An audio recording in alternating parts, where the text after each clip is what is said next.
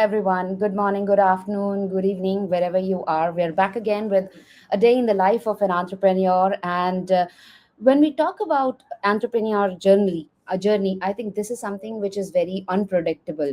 And building a startup is very hard. Building one in cybersecurity, it's even harder.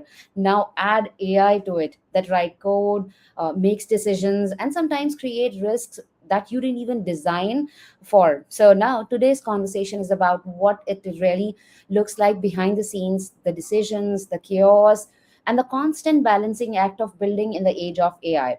I am joined by someone who lives this every single day, Dinis Cruz.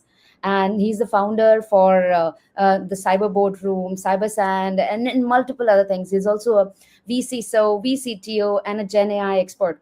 Basically, someone who does not just talk about the future, he's building it. Denise, welcome to the show. Thank you. It's great to be here. Thank you so much, Denise, for joining us. Now, Denise, whatever I've just said, it's just a little part of what you do. So, can you please introduce yourself? And we would really love to know more about all that you've been doing. Yeah, sure. So these days I say I'm come from the spectrum generation. So I started programming, 35 years ago, and I kind of got into cybersecurity, and I done, I would say probably quite a nice full career all the way from pen testing to then I got really heavy into OWASP, application security. I helped to do a lot of stuff around OWASP. I was quite heavily involved in that period, and this you'll see how the dots connect. So one of the decisions I made in my career was very conscious. Is I chose not to go into management until late in my 40s, right? And what that meant, I meant that by the time I got to management, and then I became a CISO of multiple companies, right? And I ran bigger teams and a CTO even at that time. But I was still very technical. And so I felt that even when I was in management, I always build engineering teams, right? And even when I was managing, and I was basically my day would be go from a board meeting to an exec presentation to making business case to work with the team to coding to developing to working almost like at dual levels. And now I'm living that in the sort of new entrepreneur world, right? So I kind of done that. I was a CISO. I've learned a lot. I was actually also a CTO of a company that I actually did an exit with, right? And so I learned how to ship, I learned how to secure stuff. And then, about 2 years ago, I decided to sort of jump and really gone on to sort of the entrepreneur world, right? And I've been building not one company, I built actually 4 companies, right? And I'll walk through it. But the key thing I do is everything I do is open source. So, and I really want to stress that this business model is actually very interesting, not just for the entrepreneur, but for what's happening right now and for allows to happen, right? And on the Gen AI, look, I think this is probably the most exciting technology that we had for a while.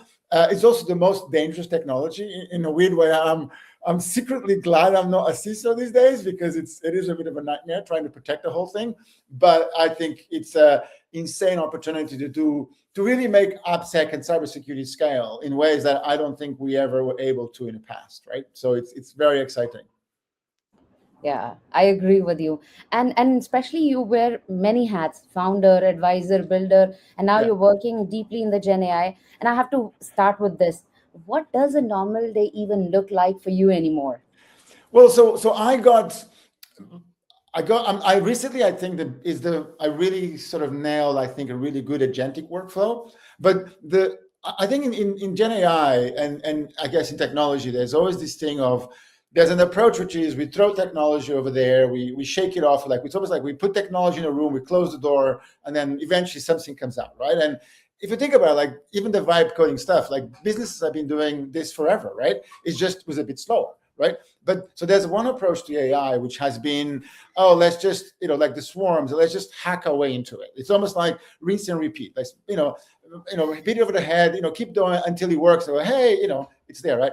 I think because I've learned to ship stuff, and I guess in cybersecurity, you learn to go to the bottom of things.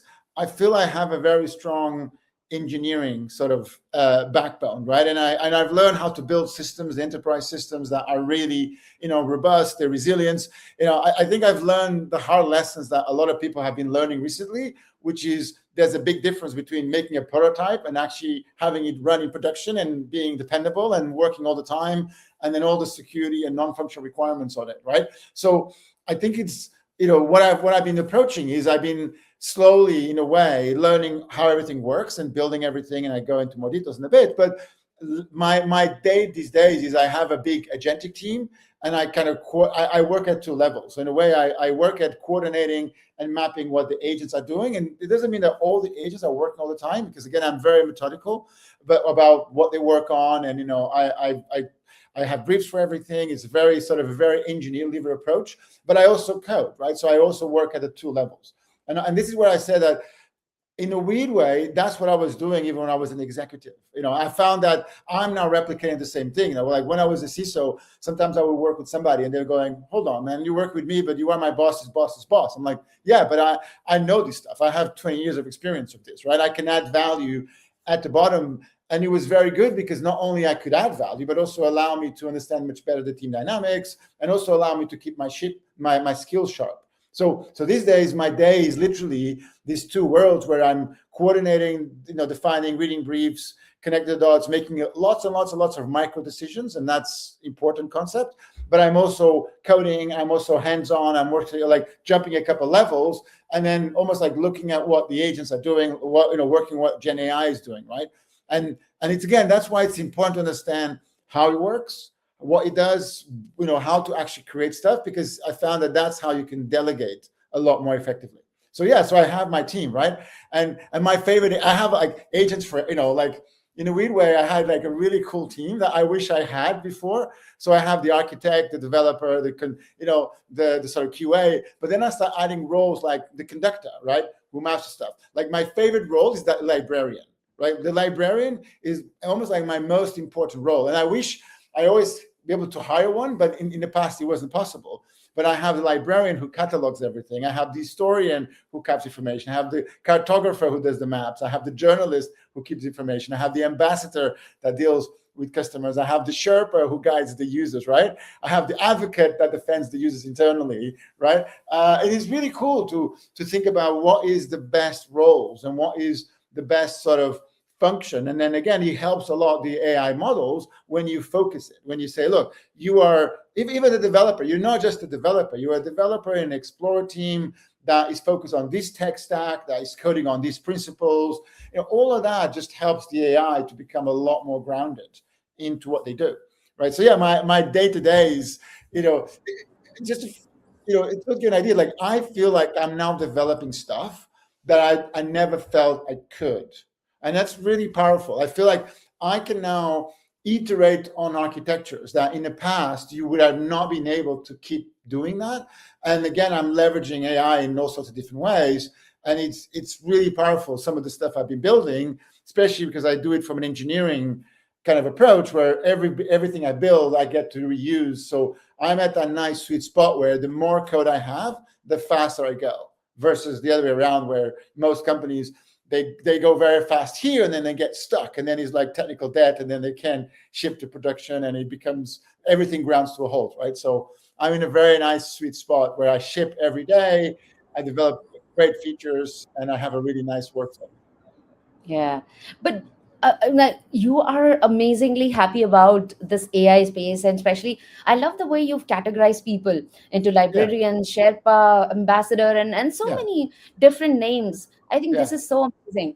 But what's the hardest shift as a founder in the AI era that you see? Because I think there are good things, but then there are hardships as well. Being entrepreneur is hard, right? Because it's and by the way, I would say my meta objective is to do this, and in 2 years from now, and 5 years, I still be smiling, right? I still enjoying it, right? And I think I've seen a lot of entrepreneurs that go on this path, and there's a lot of dragons here, right? I have to say, like, I think one of the key foundations that helps me a lot to keep me sane. One of them is worldly maps, which is how you map stuff and you see the evolution, so you understand the landscape. But the other one is everything I do is open source, right? And I think a lot of people think of open source as, oh, I'm just sharing stuff with others. But I've already created 4 startups. Like you said, I have I started with the Cyber Boardroom, then I created MyFeeds, then I have a startup called Akeia, which does proxy stuff, and now I have another one called Secure Send, right? But the cool thing is that I get to reuse all my technology across these multiple startups, right? And some of them are experiments. In a weird way, I'm having the nice entrepreneur try a bunch of things, but instead of living a car crash of companies, which is what usually happens, right? I have it. Like the Cyber Boardroom is still a great idea, but it was ahead of its time. So in a weird way, because it's open source, because I get to reuse it, in a nice way, because I didn't get investment at the time. Well, now I'm looking for investment, but at the time I kind of didn't want to. I was able to pivot, right? I was able to find the right startups, right? The ones that at the right moment. And open source, it's very powerful these days, because not only there's a massive sovereignty question now, which I think is important, it also means that the conversation of the value moves from technology. Right, and this is something that we should not underestimate. Like a lot of companies these days, especially the biggest SaaS companies, they have a massive problem, because a lot of the value that they provide can now be created, can be vibe coded. Now, this is the thing. Like I think vibe code is brilliant, but we have to position in the Worldly Maps mode, which is you go stuff from Genesis, custom build, product, and commodity. So, or think of it like the Explorer team, the Villager team, and the Town Planner team. So vibe coding is great to do prototypes. It's great to define the brief, right? But you can't ship that in production. In fact, the more I do on this, I'm saying anybody who push anything in production that doesn't have a developer reading the code, maintaining it, and modifying it, they are crazy, right? Because in a way, the models will optimize for what you ask it for. So if you ask it for particular features, the models will do compromises, right? And that's why I think the power of these models is that you can focus them on specific areas, right? So again, there's areas where I vibe code, and there's areas where I absolutely read the code. And in fact, for me, the most sane way of using AI is to use AI, not to use AI. So what I mean by this is that you start by figuring out something with maybe a model, a very big model, but once you've nailed it, the objective is to reduce the amount of AI in line, and to eventually should just be code, right? And that's what I think a lot of people and companies get it wrong, because they almost stop when the kind of prototype is working. And I'm like, no, that's when you know the brief, right? And that's why I think this is going to be crazy dangerous for companies and environments, because this is not your vanilla API, right? That these companies are creating. Like we now putting these crazy agents, which had massively capable, in line with our business process, right? Which when they get popped, and they will, right? It's not like, oh, I can do a bit of coding, or I have to do a shell in the system. Now you can just give it a prompt and let your API hack from the inside. So I think it's crazy dangerous what we're doing from a security point of view, but from an enablement point of view, allows you to have teams and structures and non-functional requirements, almost execution that was impossible in the past. Right. And you mentioned a very good point that when AI systems have started taking actions around calling APIs, executing tasks. Yeah. So, in your perspective, where does the actual control lives? Do you think that we are heading towards a world where founders are not going to fully understand their own systems anymore? Well, no, because that's crazy.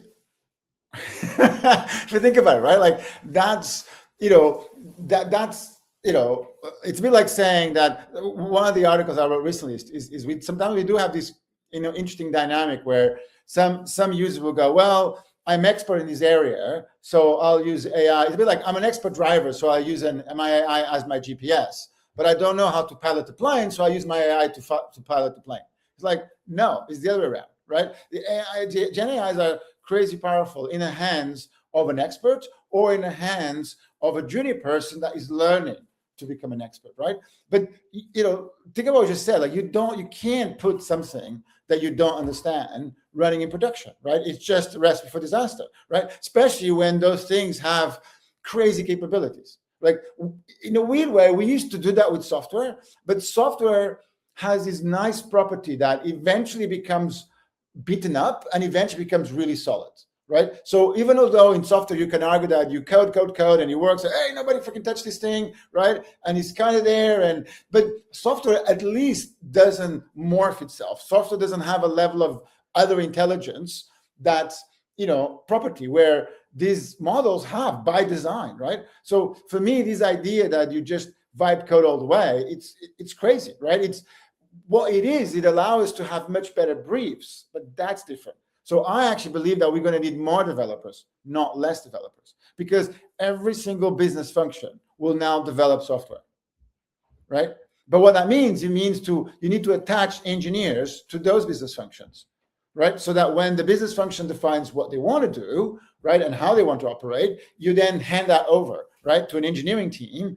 Could be inside, could be outsourced, could be somewhere else, but you do need the engineers and the developers who will understand code, who will read the code, right, and who will make sure that the code is actually super rock solid.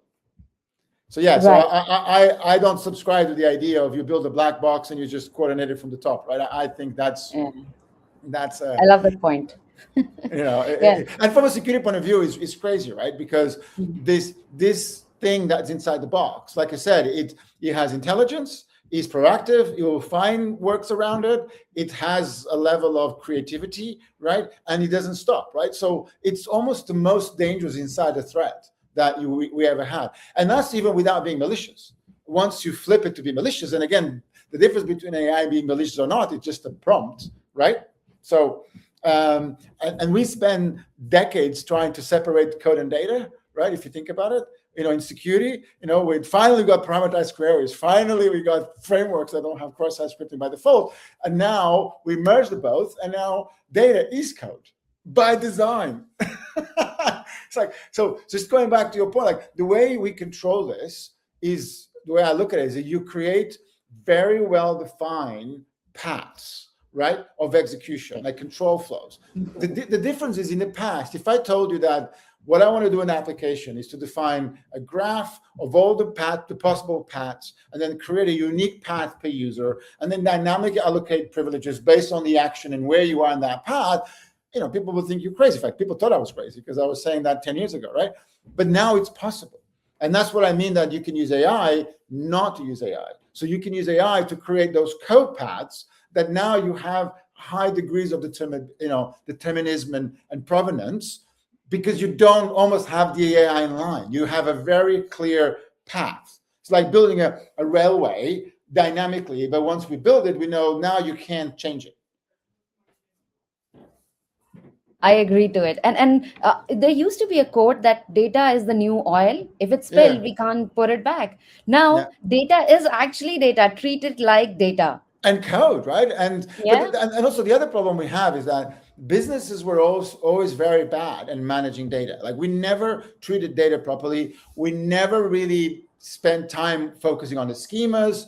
There's a lot of preparatory lock on the data, right? And I think cybersecurity is a good example of a market that never really, I think, lived to its potential. Because the thing you learn as a CISO is that I always felt that I'm not in the business of cybersecurity, right?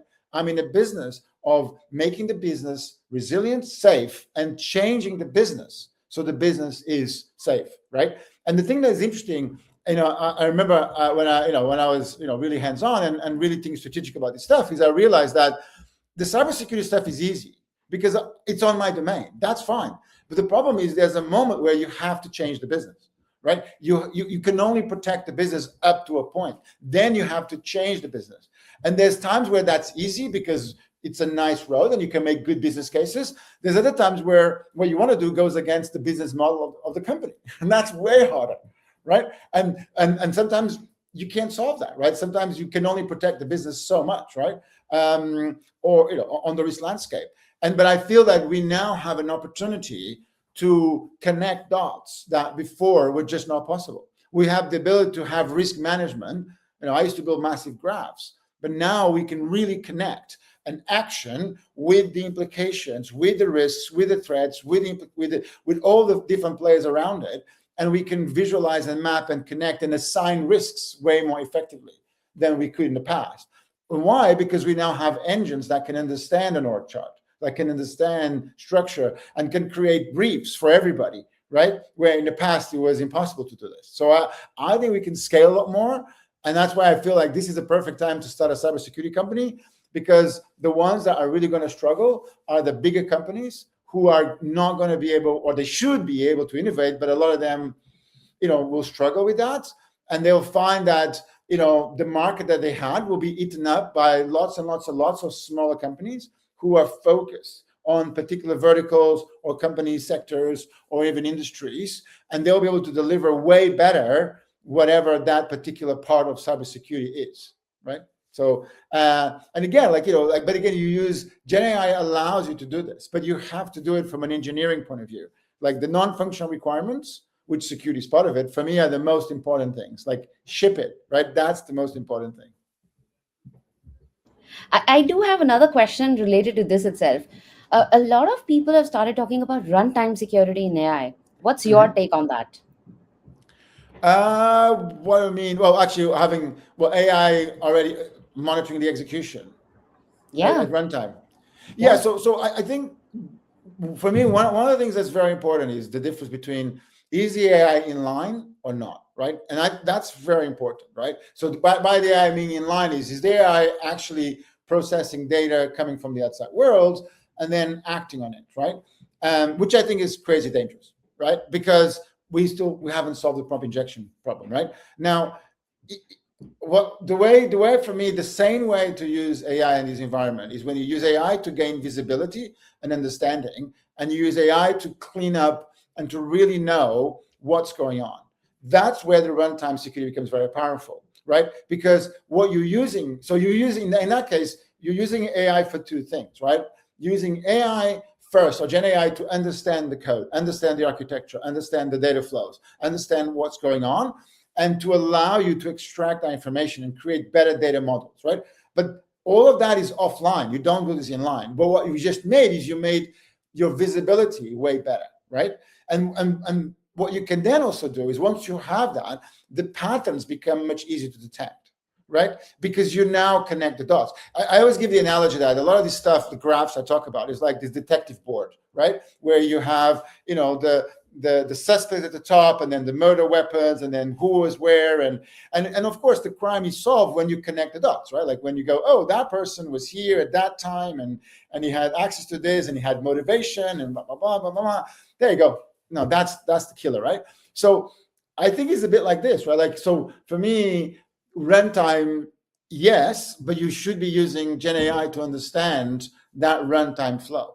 And ideally, when you get it right, you don't need AI to be in runtime, because you created the code and you created the systems and the data models that then allows you to detect in real time. Because you have to remember that AI is very slow at that level, is super expensive, because at the moment we're still not paying the whole things. And what you really want is you want to have smaller and smaller models that then can run, for example, in the edge or very small, but they do very, very small things.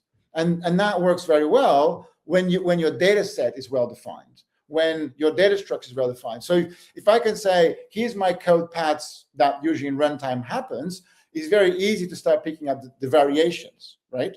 Because they start to stand out as outliers. And again, that's something that is nice to do as an AI model, but again, not in line, but as a way to detect the variations of the attacker. So again, like the easy way to do runtime is to put AI in line, which I still think is going to backfire spectacularly, because remember that cybersecurity tools tend to run with lots of privileges. So I think cybersecurity tools will be attacked in ways that in the past maybe they could, but they didn't scale. But I think a lot of companies will start see they're being popped from the CI pipeline, from the cybersecurity tools, from the infrastructure, because they put this stuff in line, and then it backfires, right?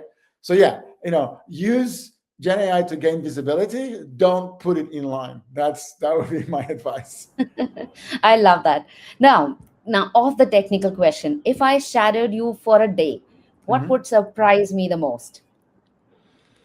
I think it probably will be the level of productivity, and maybe the level of engagement and threads that I have, right? In fact, one of the things I developed that is now really cool. So one of my latest startup is this, it's called Secure Send, SG Send, which is available and allows you to send encrypted data between two systems, right? So encrypts data. It's a bit like Signal or WhatsApp, but for data, right?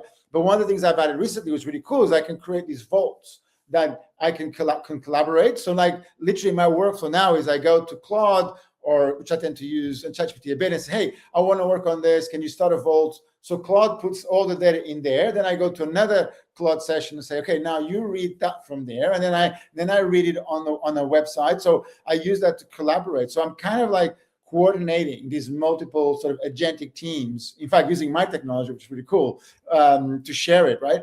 But I feel like some of the scale of innovation, right, and the speed that I can push new features, but also some of the technical conversations that I can have, like, and you mentioned already, like I go from talking to a librarian to talking to an architect to talking to the ambassador, which handles the customers, right, to work with different personalities, right? It's really fascinating, right? And it's also very interesting when you need a new role and then you start thinking, what's the right definition for that role? Like, what's the setting that thing up, right? I'm actually getting to the point where I'm working with some users and customers where I'm delivering mini agentic teams for them. So it's almost like I give them a pack that contains the different roles and a different thing and everything that's mapped for them. So yeah, so I think you'll see I think onto your question, I think you see a very interesting, but again, sane way of using agents, where everything is version control. I use Git for everything, so there's very little black magic in my world, right? Right. But I'm using the models all the time, right? Like I literally, I'm really leveraging again, my understanding of where the value is, right? And again, I'm working with smaller models. I work with the big, cloud models, but I'm also doing a lot with the offline models, which is the open source ones. Like Gemini 4 is actually quite cool. That's just been released.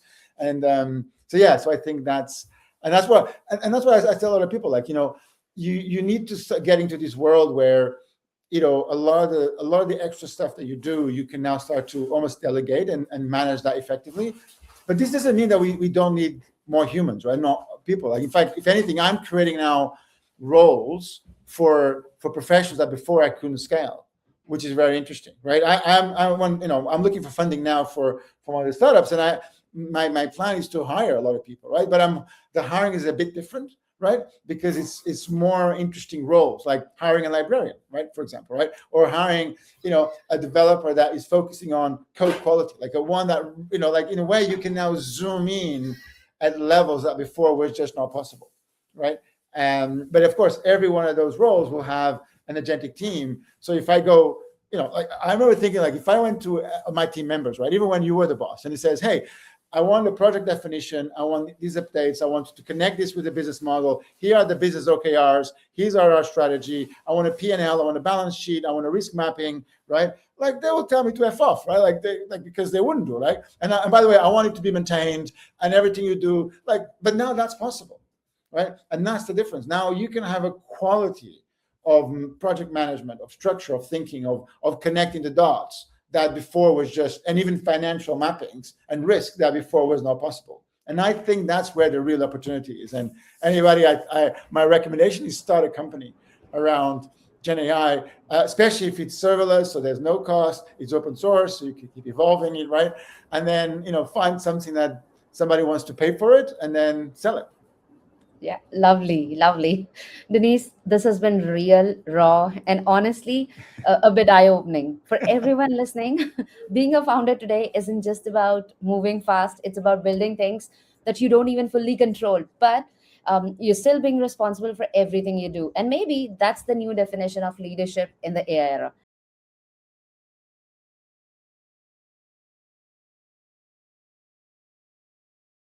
Thank you so much, Denise, for joining me today and with the wonderful insights and the knowledge that you've shared with us. Thank you. Yeah. And if so, for everyone, if this episode made you think or pause or even rethink how you're building, share it with someone who is working in the intersection of AI and cybersecurity, or even thinking to start their own startup, because these conversations we're actually needed right now. Yeah. So, And ping me on LinkedIn, right? And again, like, do it open source and Creative Commons. Like, everything I do is released with an open source license and Creative Commons, and it's wonders for your mental health too, right? So ping us, let us know and share what you do. That's it's always good. We need to be learning also from each other. absolutely, I think that's a good takeaway. All We're right. learning from each other, and make sure you send a LinkedIn request to Denise. Yeah, absolutely. All Yeah, right. thank you so Thank much. you. Thank you so much for joining me. And thanks, everyone. We'll see each other again in the next episode. Yeah.